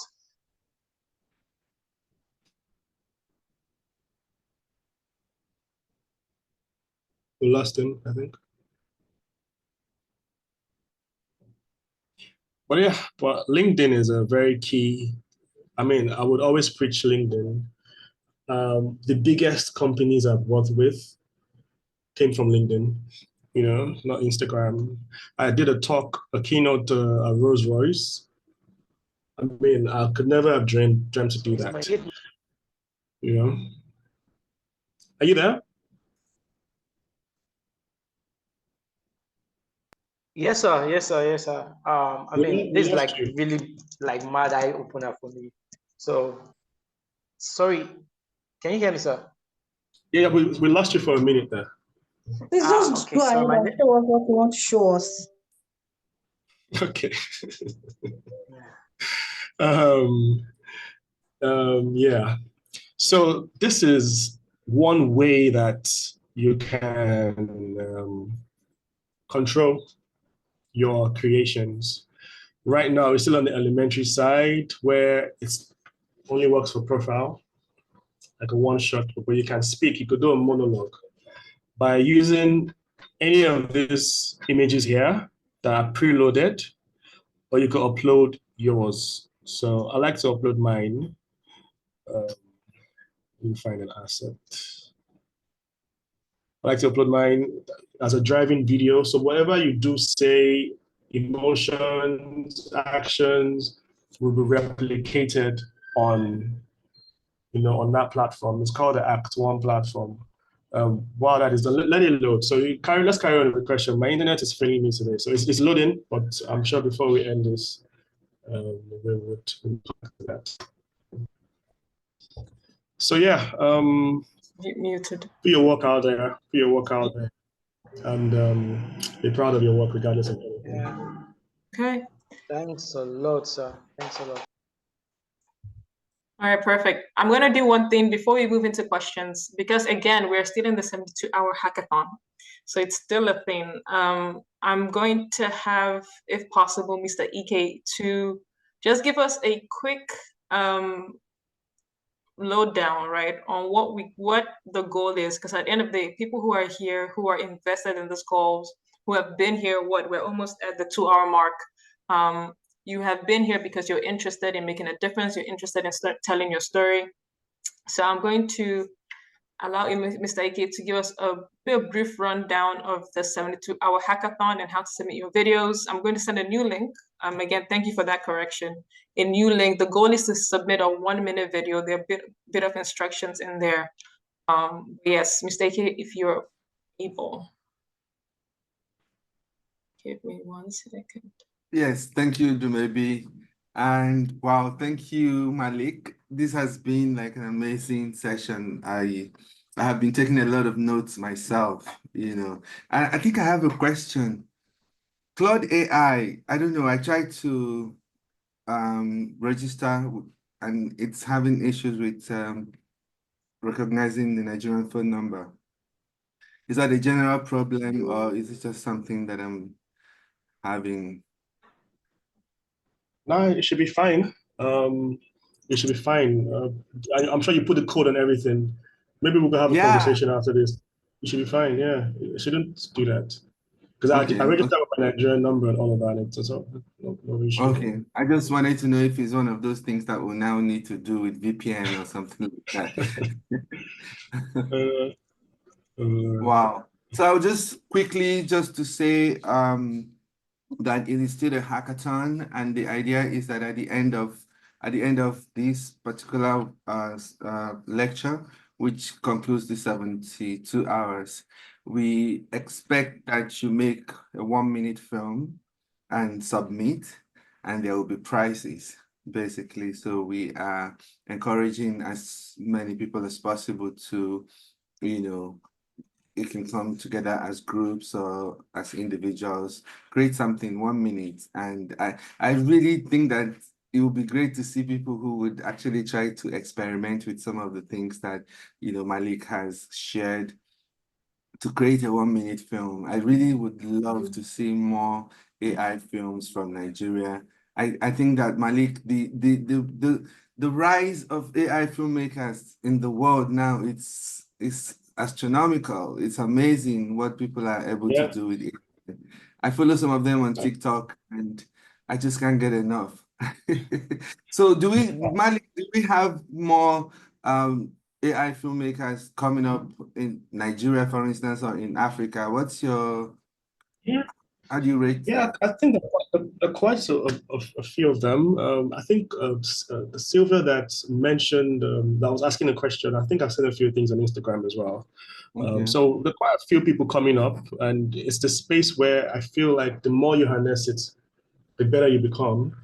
I've seen a full film with a Nigerian that did I think it was a superhero thing that was done with one of the softwares.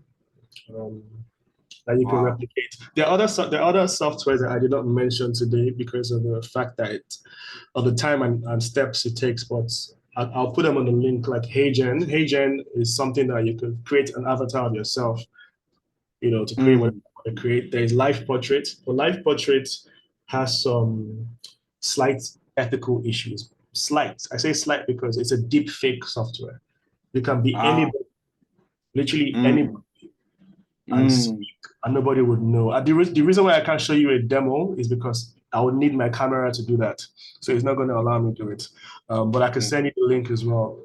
And there is also a third one, which I would remember very soon before the time goes off, that you can change your scenes. Just change anything about your scenes from motion picture to anything that you want it to be. So yes, I want to show you Act 1. Act 1 is you acting. So I wanted to use my pictures and the image that was created from Runway. Now, while I would generate this is a video I did last year for one of the documentaries I was creating. So I just found it somewhere on my hard drive. That's going to generate in like 2 minutes. It doesn't take long. So while that is happening, let me show you the other ways you can do this. So now you could record yourself on your webcam, saying anything you want, or you could upload a video of doing a monologue or something and scroll down here. All these are preloaded. You can choose between the photorealistic ones, the animated ones, the 3D animated ones, or the illustrated ones. And anything you say or do expression-wise will be replicated on that avatar. And I think I used one of these or twice or two of these for the promo of the thing, but I want to just show you, it's on 41% right now, of how you can start controlling dialogue, when it comes to AI videos and pictures. So imagine you create a bunch of scenes, a storyboard with, that has dialogue. You can now actually have real looking types of dialogue based off of that. While that is happening, I think I did something. Yeah, I did.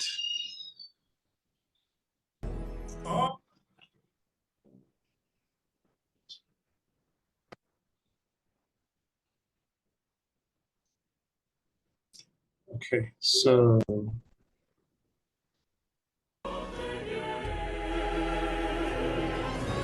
how dare you talk to me like that? Do you have respect? I was a chief before you were born. Because of small power now, you forget. I will talk to you however I want. You seem to confuse what true power means. It's time to show you. So with that one, I was creating futuristic Benin City characters, which was the first experiment that was done. But this is done now. What I just finished. So let's see it together. Don't forget, never do a live demo.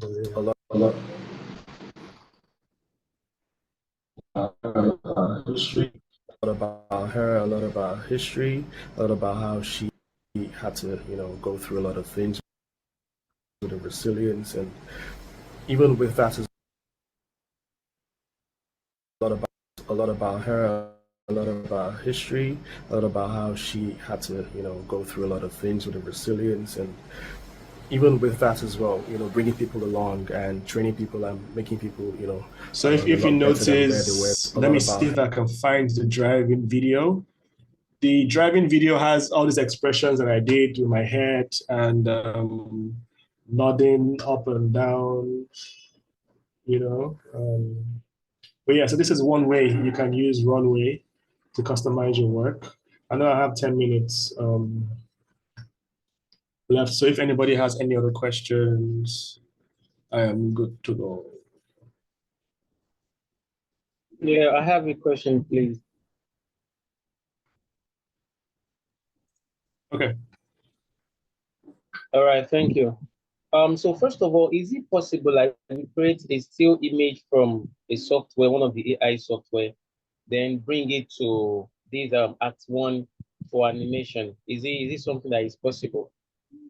Yeah, definitely. Definitely. That image that I just showed you was what was created from Midjourney just now that I used. So it's definitely possible. You could even take a picture of a real human being self and make that person speak, how you want the person to speak. So anything is possible right now. I have a question, please.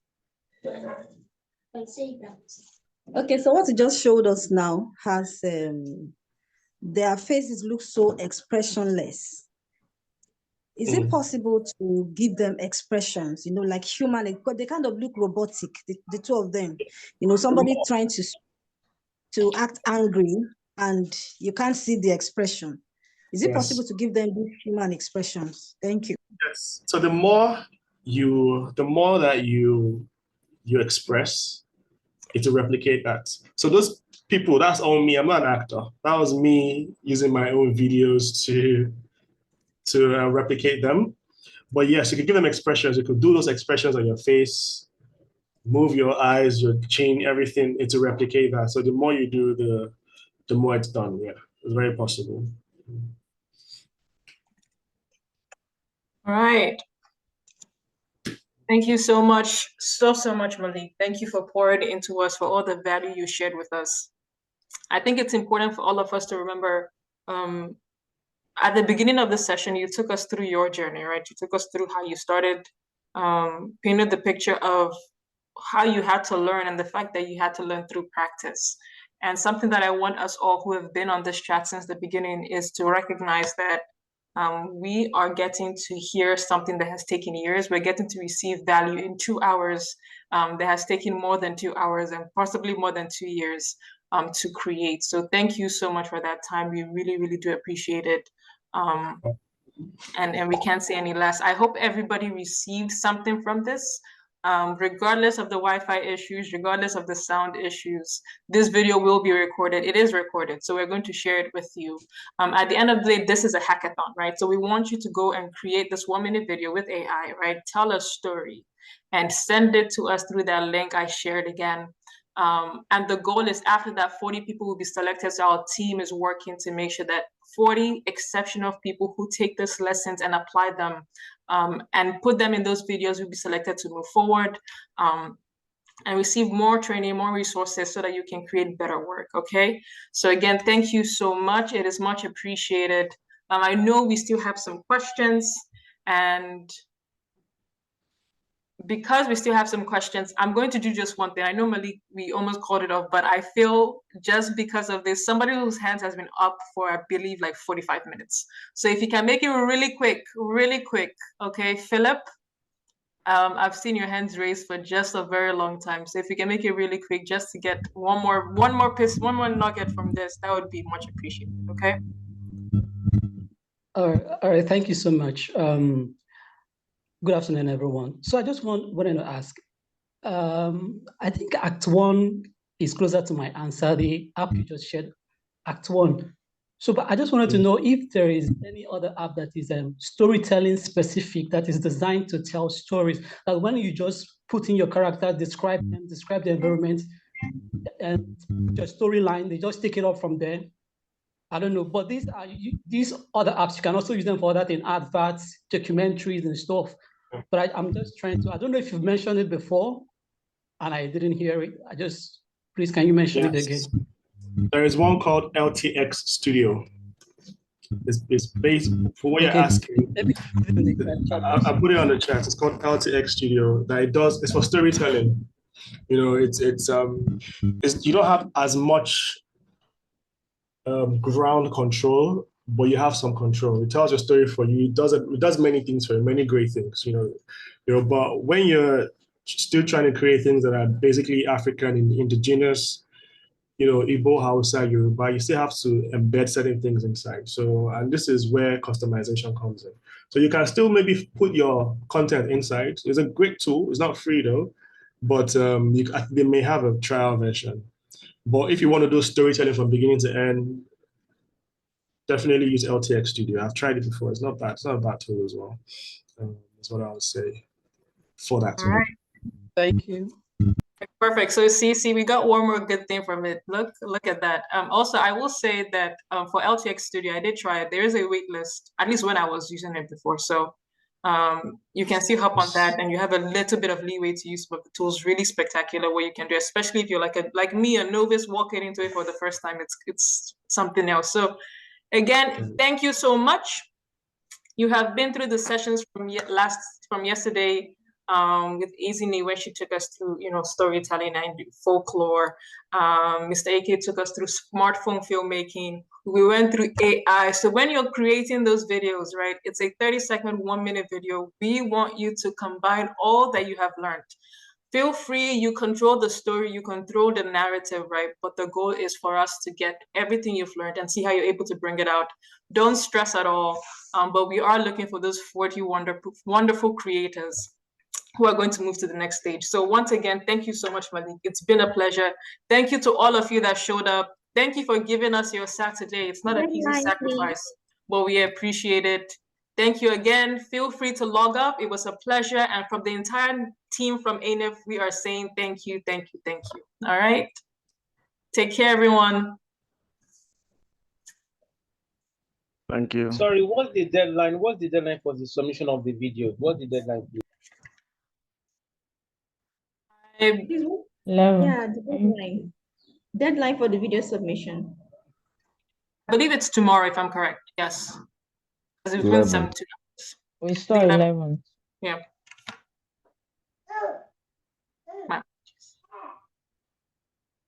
Please, must it be animated video you're a bit or muted. animated?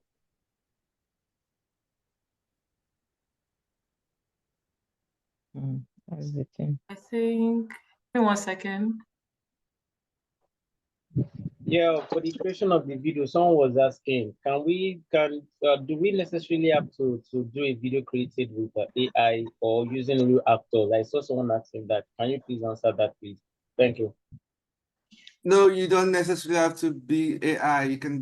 You control the narrative, like maybe said. You can make the film anyhow you want to make it. I was only just saying that it's interesting to see if anybody wants to experiment with AI. Yeah. Malik, are you still here? Can you say something? I believe he logged off. Oh, he logged up. Okay, all right. So I'm just gonna take the picture and thank you, everyone. I think you can just take care and we'll look forward to seeing your videos. Take care.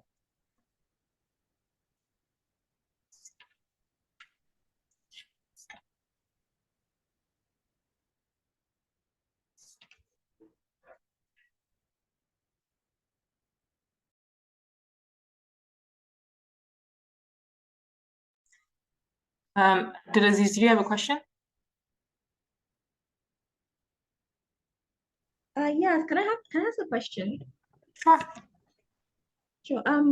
So when you said we can control the narrative and we don't necessarily have to use AI, must it be video format or could we do an audio telling of the story?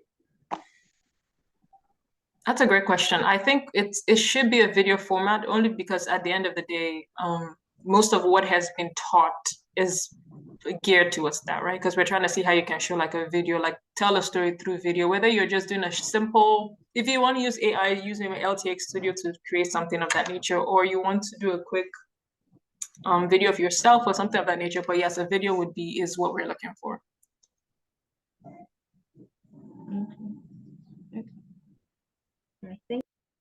Of course. All right, everyone, we have hit the 2-hour mark. It is 12 p.m. if you're in Nigeria. It is 2 p.m. if you're in Kenya. Take care. Bye.